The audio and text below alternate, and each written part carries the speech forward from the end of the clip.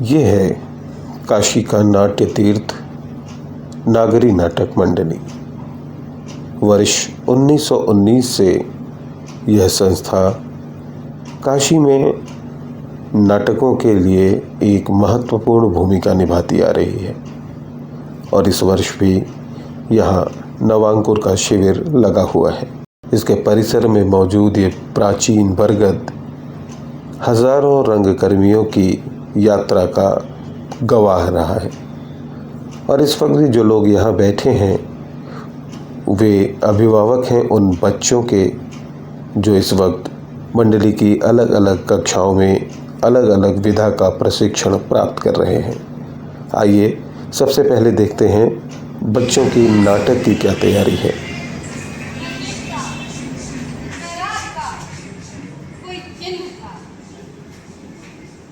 जो शून्य से ढका हुआ था वो एक तप की महिमा से प्रकट हुआ।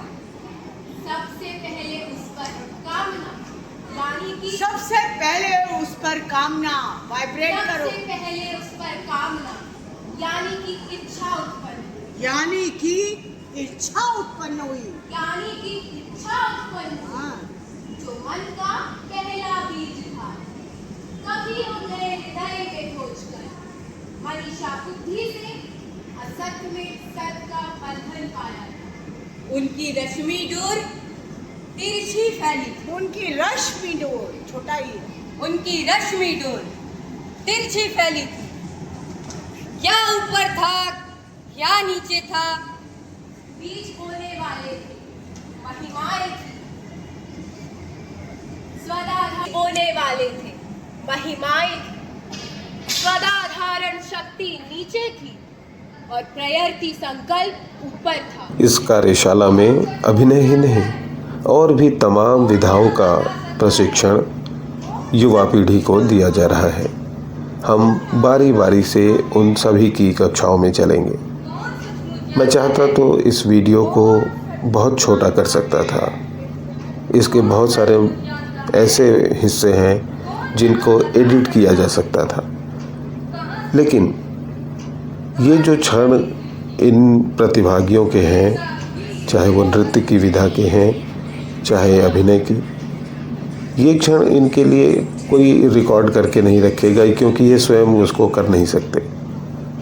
इनमें से बहुत सारे बच्चे निश्चित रूप से रंगमंच में आगे जाएंगे, लेकिन बहुत सारे ऐसे भी होंगे जो जीवन के अन्य क्षेत्रों में अपना एक नया मकाम हासिल करेंगे।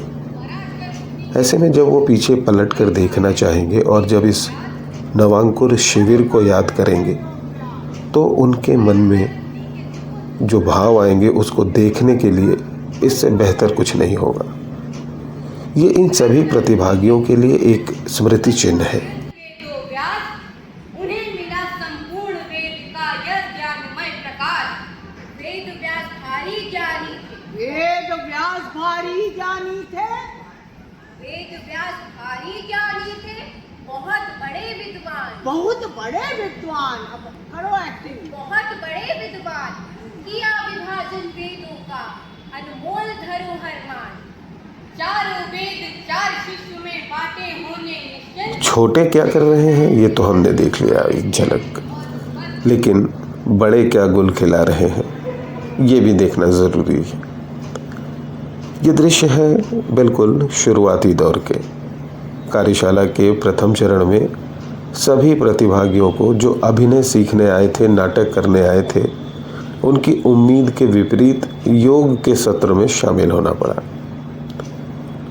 इनमें से बहुत सारे युवाओं को ये उम्मीद ही नहीं थी कि वो नाटक सीखने आए हैं तो उन्हें योग क्यों कराया जा रहा है, लेकिन इसकी महत्ता इन्हें आने वाले दिनों में बहुत जल्द समझ में आने वाली है। फिलहाल नगर के जाने माने योगाचार्य राजेश शर्मा जी इन बच्चों को कुछ मुद्राओं के बारे में विशेष रूप से समझा रहे हैं। कुछ तो समझने में लगे हैं और कुछ अपनी बातचीत में मगन हैं।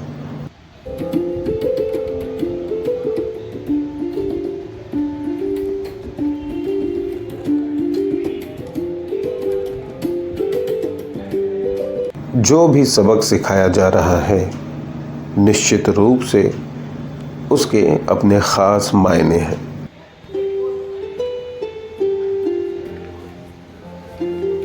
अभिनय के बहाने जिंदगी का एक महत्वपूर्ण सबक सीखने यहाँ जुटे इन युवाओं को आप गौर से देखेंगे तो निश्चित रूप से यह अंदाज़ा लगाना आसान हो जाएगा कि इनमें ज़्यादातर ऐसे हैं जो लक्ष्य की ओर अपने लगे हुए हैं। वहीं कुछ ऐसे हैं जो बिल्कुल अचंभित होकर यह सब कुछ देख रहे हैं और जो कुछ हो रहा है उसे करने की कोशिश कर रहे हैं। कुछ तो ऐसे हैं जो औरों को करते हुए देखकर भी अभी तक तैयार नहीं हुए हैं। इंतज़ार है कि बाकी लोगों को करता देख लिया जाए, फिर कैसे क्या होता है देखा जाएगा।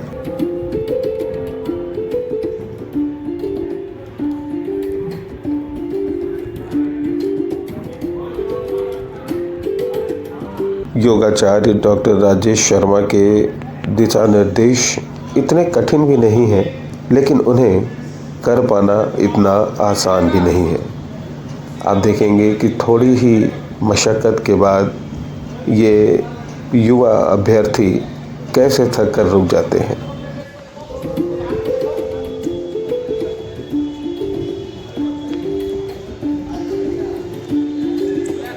इन्हें तरह तरह के अभ्यास कराए जा रहे हैं। अभी ये परिश्रम कर रहे थे और अब इन्हें विश्राम की मुद्रा में भेज दिया गया है। ये सारा अनुभव एक युवा व्यक्ति के लिए बहुत ही काम का है।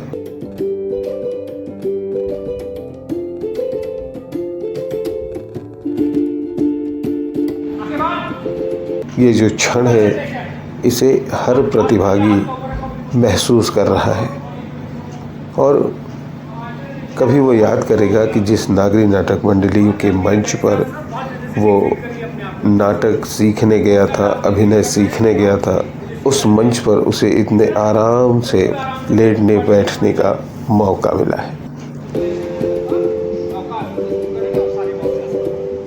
कार्यशाला के दौरान के यह दृश्य इन प्रतिभागियों की स्मृति के दृष्टि से महत्वपूर्ण हो जाते हैं।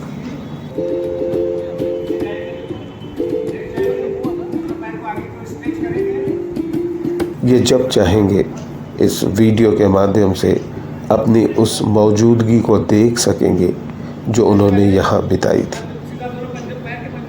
कार्यशाला में उन्होंने क्या किया है ये वो सबको बता सकते हैं, मगर इस वीडियो के माध्यम से वो खुद भी देख सकते हैं कि वो कैसा कर रहे थे, क्या कर रहे थे। जब यह सब कुछ तैयार होकर एक नाटक के रूप में मंचित होगा तो निश्चित रूप से उसके वीडियो बनेंगे, उसकी बहुत सारी फ़ोटोग्राफ ली जाएगी। लेकिन उसके पहले की ये जो तैयारी है, इस तैयारी की फ़ोटोग्राफ इनमें से किसी के पास लेने की इसलिए मौके नहीं है कि ये स्वयं इस वक्त प्रशिक्षण में है।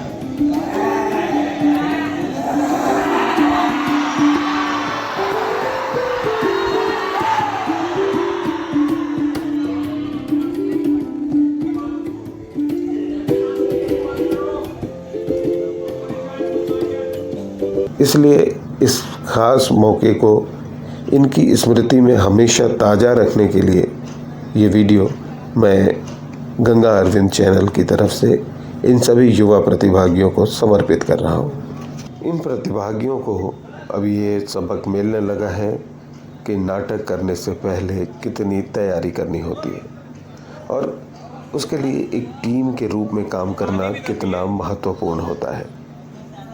अभी तो इन्हें पता ही नहीं है कि जल्द ही इनके सामने नृत्य की भी कक्षा होने वाली है। आज भरतनाट्यम की नृत्यांगना डॉक्टर दिव्या श्रीवास्तव इन प्रतिभागियों को नृत्य की मुद्राओं के माध्यम से एक ऐसा सबक देने वाली है जो इनके अभिनय में बहुत काम आने वाला है।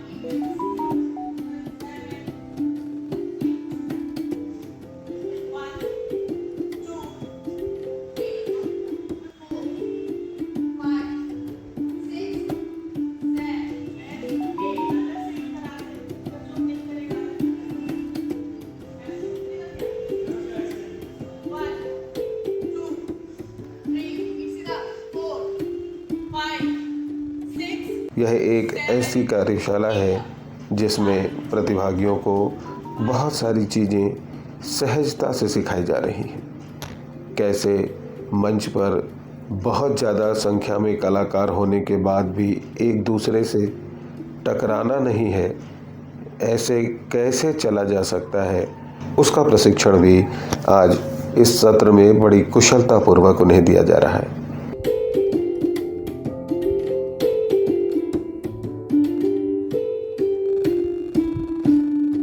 कुशल नृत्यांगना डॉक्टर श्रीवास्तव इन्हें चलने के अलग अलग तौर तरीके भी सिखा रही हैं। कब पंजों के बल चलना है, कब एड़ियों के बल कैसे चलना है, यह सारा प्रशिक्षण इस सत्र में इन प्रशिक्षुओं के लिए ऐसी एक मुफीद दवा जैसे है जो उन्हें आने वाले दिनों में बहुत काम आएगी। 1 2 3 4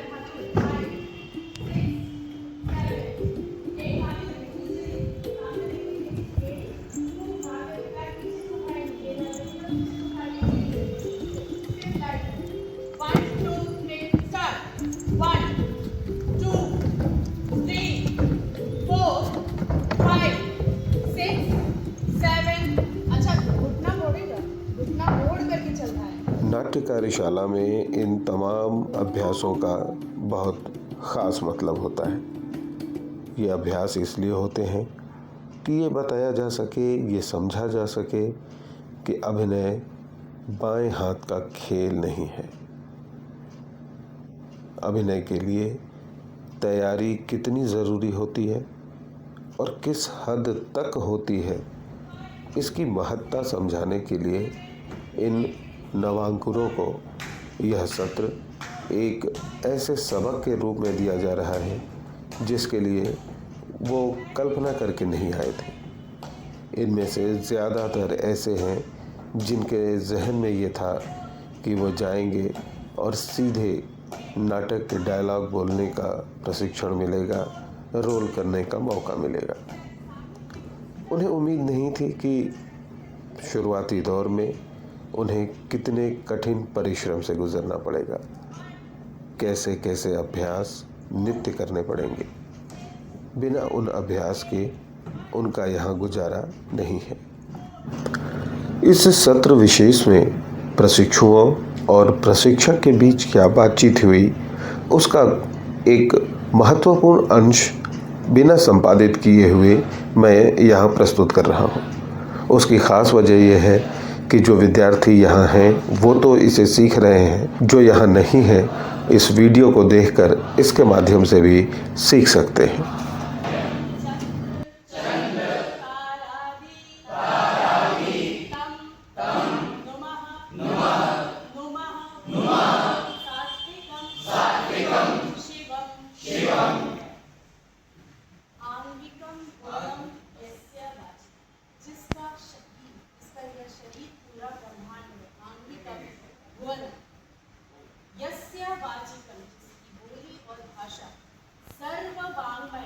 सारे जगत की बोली है, जो भी साउंड क्रिएट हुआ है उसके द्वारा क्रिएट हुआ है।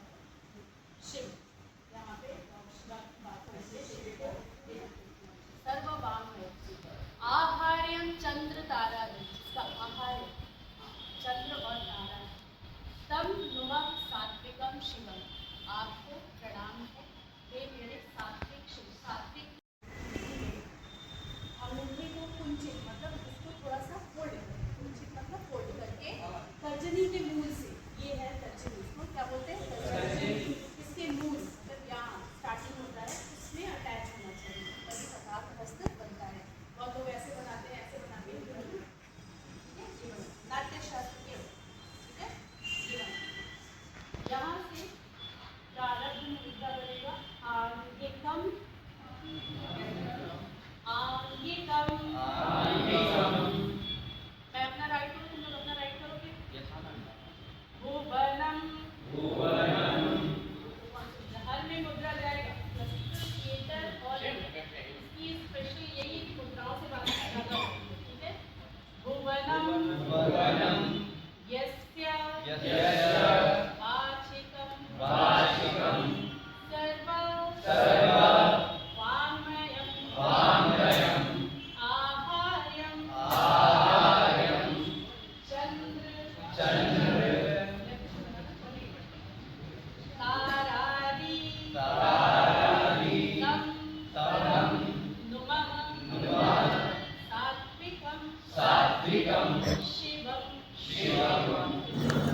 तो आइए एक बार फिर चलते हैं सुबह के सत्र की ओर। इस सत्र में इस वक्त यहाँ गायन की कार्यशाला चल रही है। छोटे बच्चों से लेकर वयस्क और अधेड़ तक सब इस कार्यशाला में एक साथ संगीत सीख रहे हैं। क्या गा रहे हैं, आइए जरा सुनते हैं।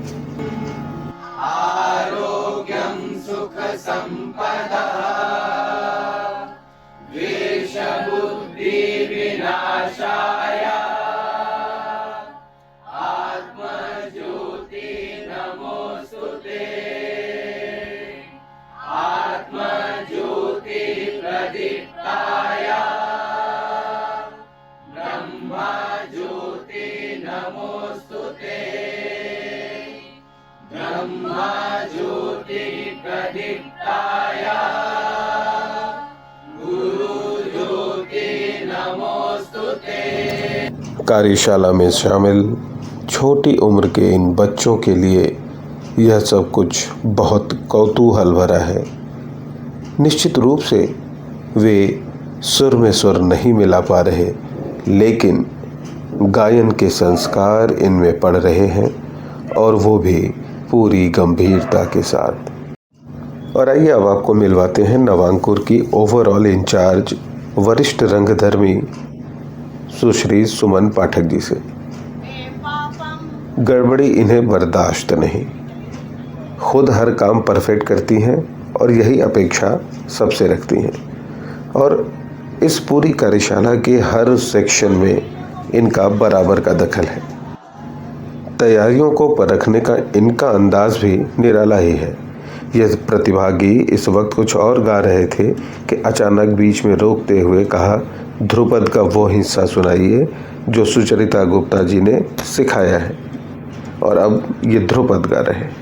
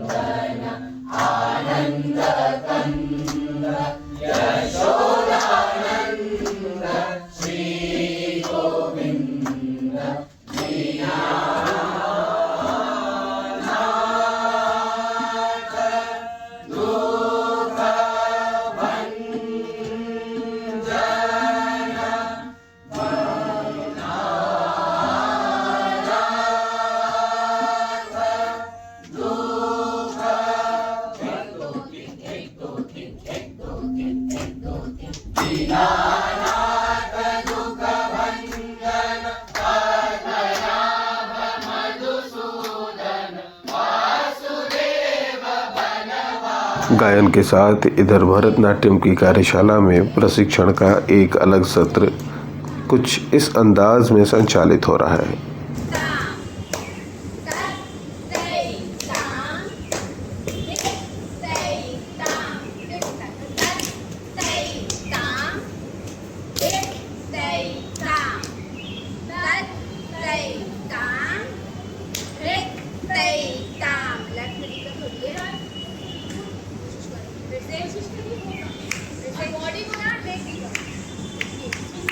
भरतनाट्यम जैसी शास्त्रीय नृत्य शैली के आकर्षण में बालिकाएं ही नहीं, बालक भी हैं।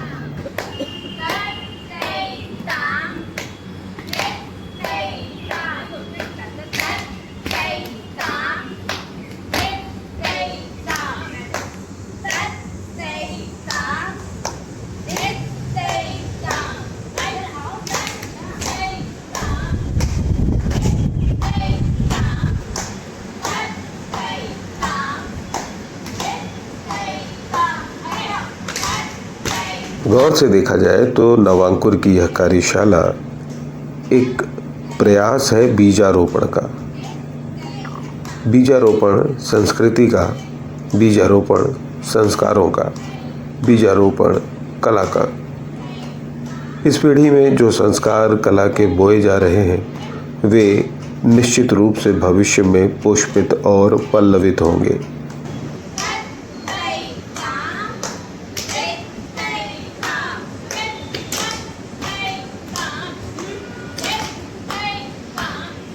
भरतनाट्यम के बाद आप देख सकते हैं कितने छोटे छोटे बच्चे कथक की कक्षा में हैं। इसलिए इन्हें दो वर्गों में बांटा गया है। एक वर्ग में बिल्कुल छोटे बच्चे हैं और दूसरे में कुछ बालक और किशोरवय बच्चे।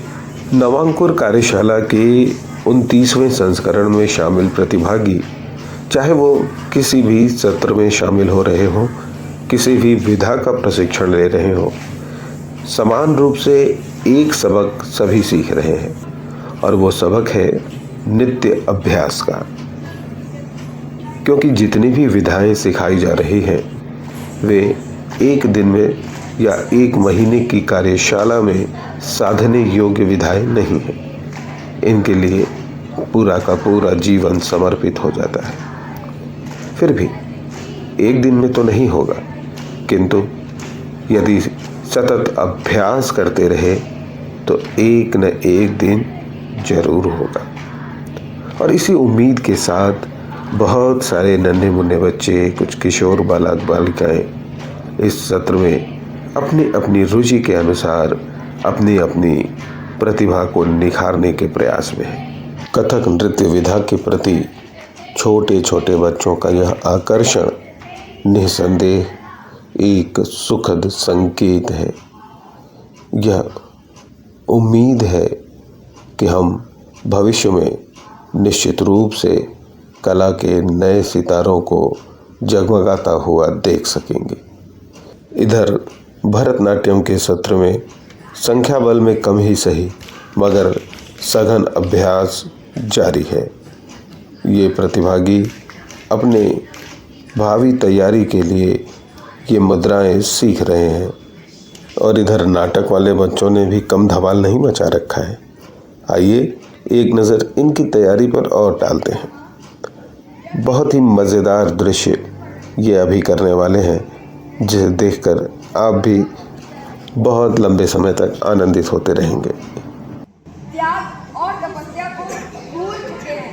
समाज में अनुशासन समाप्त हो रहा है, मर्यादाएं टूट रही हैं, मनुष्य अपने भीतर की पवित्रता खो रहा है। उनके मन अस्थिर हो गए हैं। क्रोध और अहंकार ने उन्हें घेर लिया है। यदि शीघ्र ही कोई उपाय न हुआ तो संतुलन बिगड़ जाएगा। ज्ञान का प्रकाश होते हुए भी हर कोई वेदों तक पहुंच नहीं पा रहा। वेदों की गूढ़ता सबके लिए सरल नहीं है। हमें ऐसा माध्यम चाहिए जो सहज हो, सुंदर हो और सभी के हृदय तक पहुंचे।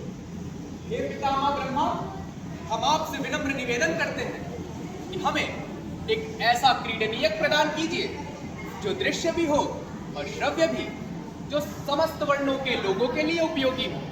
न तद्वेदयम न तच्छिल्पम न सा विद्या न सा कला नासौ योगौ न तत्कर्म नाट्येऽस्मिन् वियन्न दृश्यते। हे पितामह, एक ऐसा साधन जिसमें समस्त ज्ञान समाहित हो, जहाँ वेद भी हो और विद्या भी, जहाँ कला भी हो और जीवन के समस्त कर्मों का प्रतिबिंब भी हो।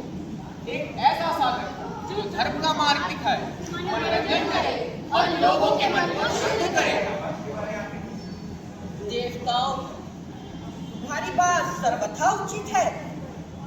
वेदों का ज्ञान अत्यंत श्रेष्ठ है, परंतु हर व्यक्ति उसे सुनने और समझने में समर्थ नहीं है। अतः ग्रहण करके मैं पंचम वेद का निर्माण करूंगा, जो समस्त मनुष्यों के लिए सुलभ होगा। नाट्य वेदम तथा चक्रे चतुर्वेदम समुद्भवम। पंचम वेद जय हो, नाट्य वेद की जय हो। दरअसल बच्चों के नाटक की विषय वस्तु ही भरत मुनि का नाट्यशास्त्र है। कैसे इस पंचम वेद नाट्यशास्त्र की अवतारणा हुई, उसकी पौराणिक कथा क्या है, ऋग्वेद क्या कहता है, उन संदर्भों को लेते हुए यह नाटक तैयार किया जा रहा है। का शुभारंभ चलो वो सारा युद्ध वाला ले लो जरा। नाटक में युद्ध का यह दृश्य आवश्यक रूप से जोड़ा गया। जोड़ा इसलिए गया और आवश्यक इसलिए था कि इसमें उन नन्हे मुन्ने बच्चों को भी मौका देना था जो अभिनय सीखने की उत्कंठा लिए रंगमंच की ओर आए थे। आप देख सकते हैं बहुत सारे छोटे छोटे बच्चे हैं। इन्हें यज्ञ में ध्वंस करने वाले राक्षसों का किरदार दिया गया है और ये बड़ी खुशी खुशी इस किरदार को निभा रहे हैं। इस छोटी सी बच्ची की खुशी जता रही है कि उसे कितना आनंददायक काम मिला है। उसे गुस्सा करने को कहा जाता है तो वो बाकी बच्चों की तुलना में कहीं ज़्यादा उत्तेजित होकर गुस्सा दिखाते हुए नजर आती है। रोक सको तो रोक लो।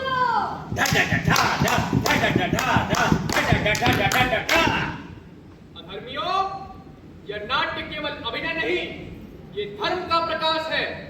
जो भी इसमें विघ्न डालेगा वो मेरे ध्वज के तेज को नहीं सह पाएगा। समस्त विघ्नों का नाश करो।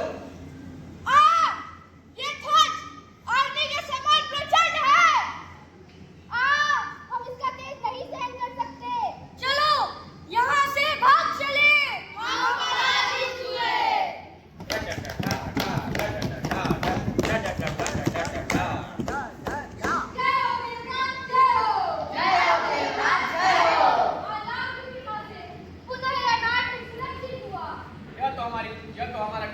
वहीं स्टेज के पीछे ग्रीन रूम के एक हिस्से में ओडिसी नृत्य की कक्षाएं चल रही हैं। अचानक इस कक्षा का दरवाजा खुला और क्या कुछ अंदर हुआ आप खुद भी देखिए। क्या कर रहे हैं सारे लोग?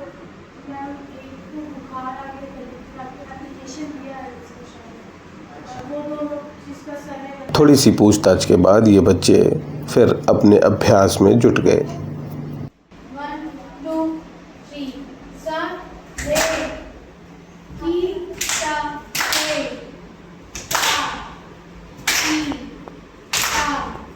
की सा की सा रे रे की सा रे सा की सा की सा रे रे की सा रे रे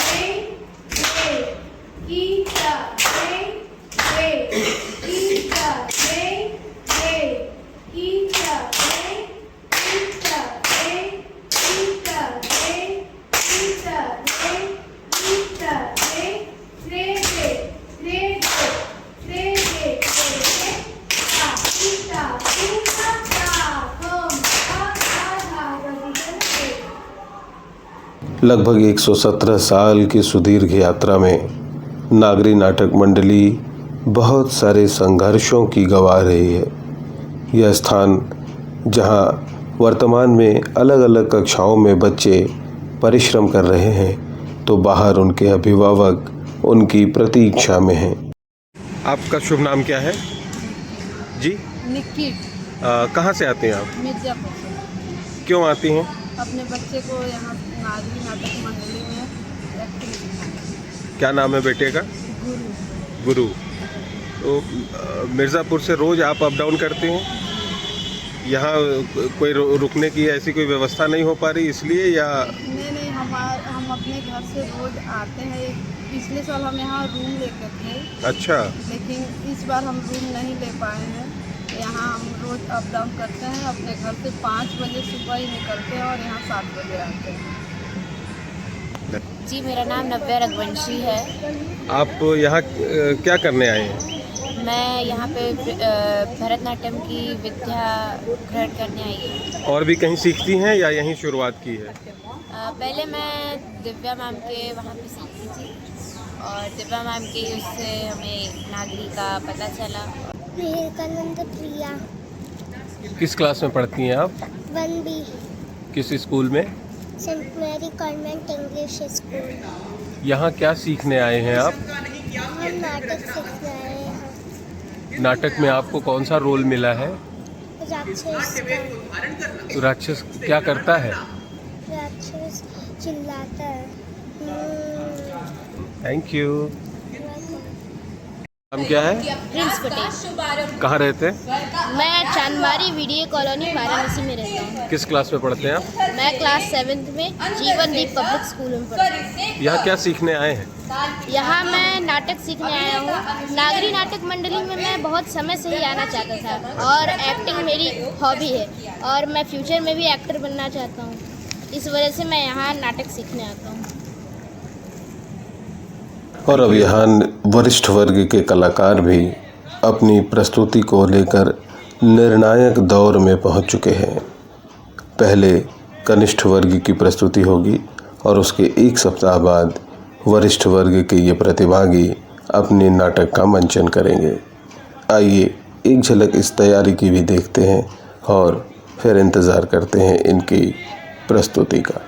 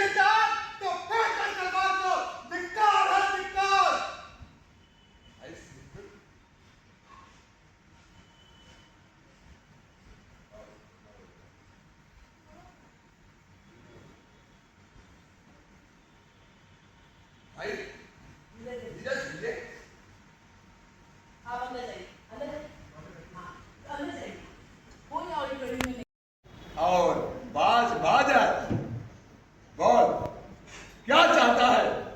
लड़ाई लड़कर शीश का बलिदान या प्राणदान? प्राणदान?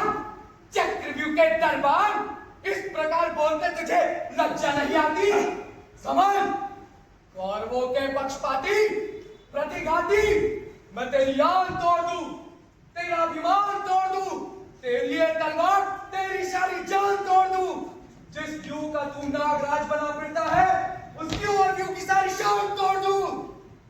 ये अहंकार तो फिर आ जाना राजकुमार।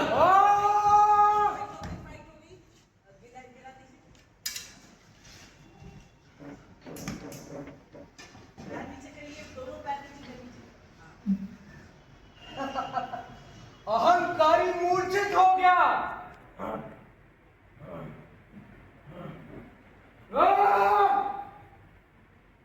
पर नहीं, मूर्छित पड़े योद्धाओं का शीश काटना वीरों के लिए पश्चाताप है। अब चल द्रोणाचार्य द्वारा बनाए चक्रव्यूह का भेदन करना चाहिए।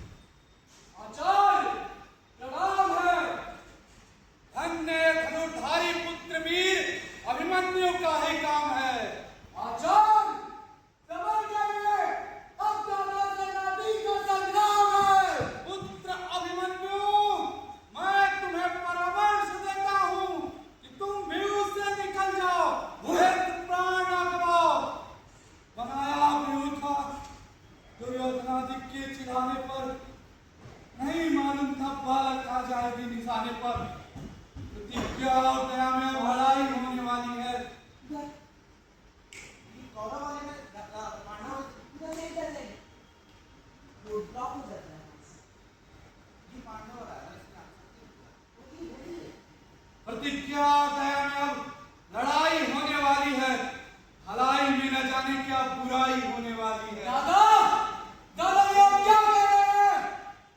यही कि पुत्र तुम लौट जाओ। क्या? लौट जाओ? अर्जुन कुमार होकर उल्टा चला जाऊं? नहीं दादा नहीं। यदि तुम्हें मेरी अवस्था पे कहीं भी विचार हो तो तुम ही मेरे रास्ते से हट जाओ। ये हाथ अन्याय कर्मों के लिए है, अजान के लिए नहीं, अनर्थियों के